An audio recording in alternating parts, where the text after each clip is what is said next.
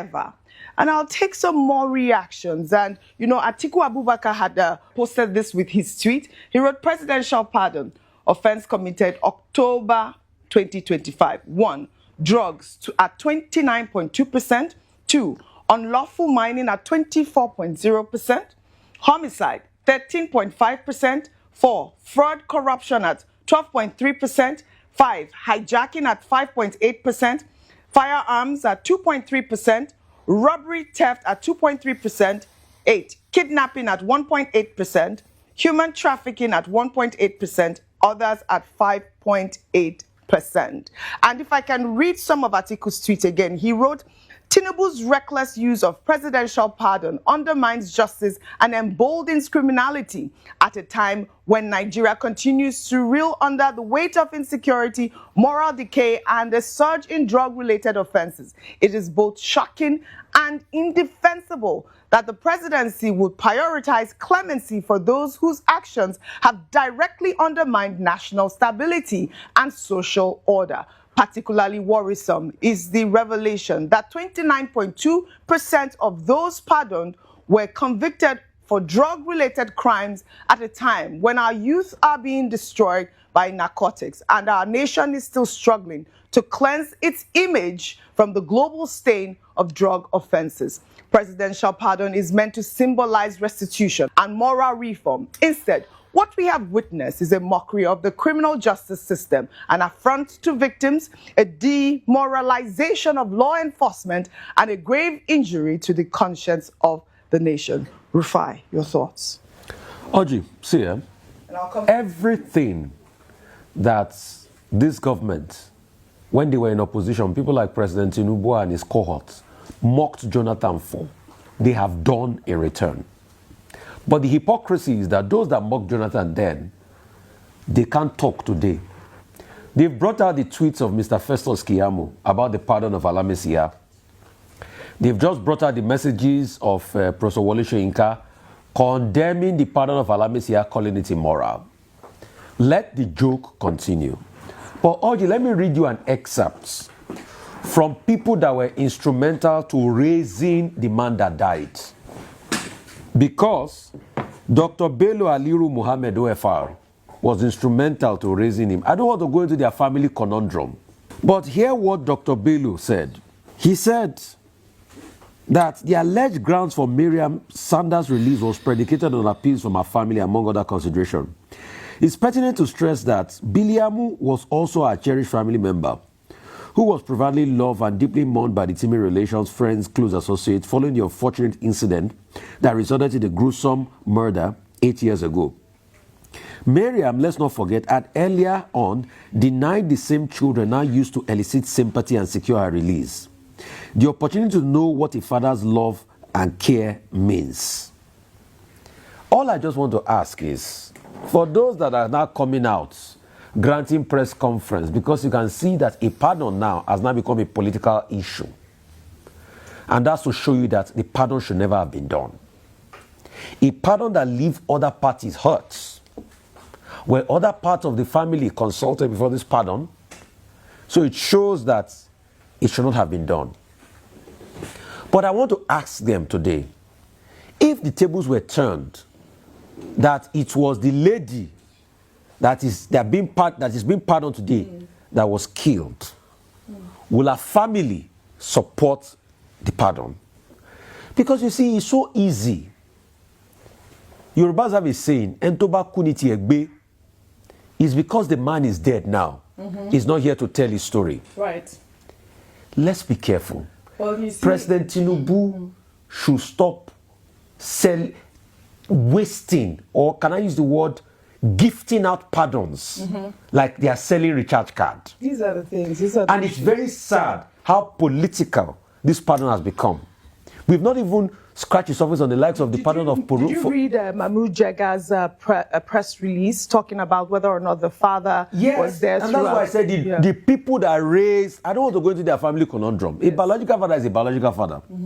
But the people that raised the deceased are the ones that wrote this, and they took a center page in this day. I think we should have also put their own right up there up too. Because it's so easy now, after a child has been killed, Then they say they are writing letters to pardon, to leave it like this. All right. A country that does not uphold justice, life will not be better for the citizens. Nigeria has just happened again. Nigeria has happened again, it appears. But the father has come out to say that, you know, he's forgiven Miriam and he wants Miriam to raise the children. Miriam had a baby in prison, a boy. Now she has a boy and a girl. Well, this is really, I believe, still a really sad tale at the end of the day. Well, in Katsina State, footage showing dozens of heavily armed bandits on motorcycles mixing with a massive crowd has set social media abuzz, prompting questions about the whereabouts of security forces.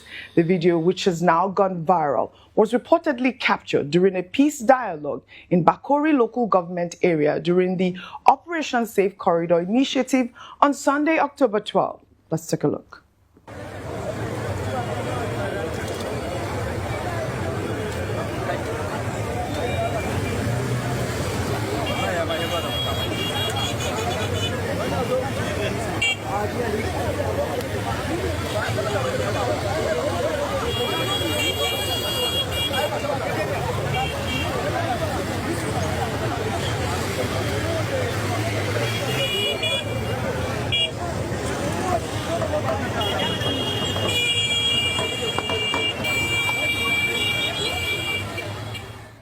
This is quite shocking, Benga. I'll read some tweets before I come to you.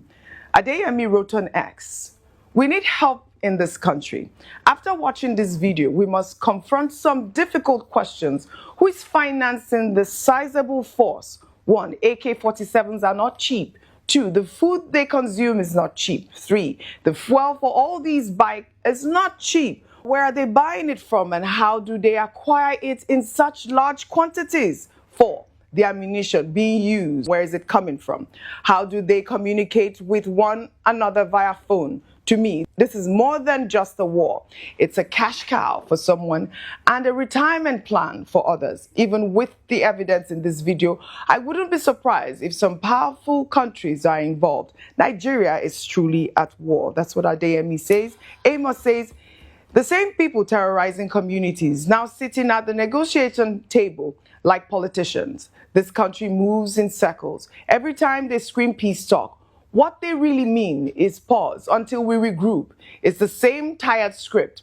The victims mourn while the culprits get refreshments and fuel money. Katsina deserves protection, not press conferences with those who cause the chaos." This was really, really heartbreaking to see. I want a sane country. I don't want a hypocritical country. And that's why yesterday I challenged President Tinubu on the show. And if he wants to do more pardon, I can give him some names. Shekau is one of them. Lawrence Anini is another one. And we can also put in the names of top criminals that destroy people, because we want a society that is not vindictive.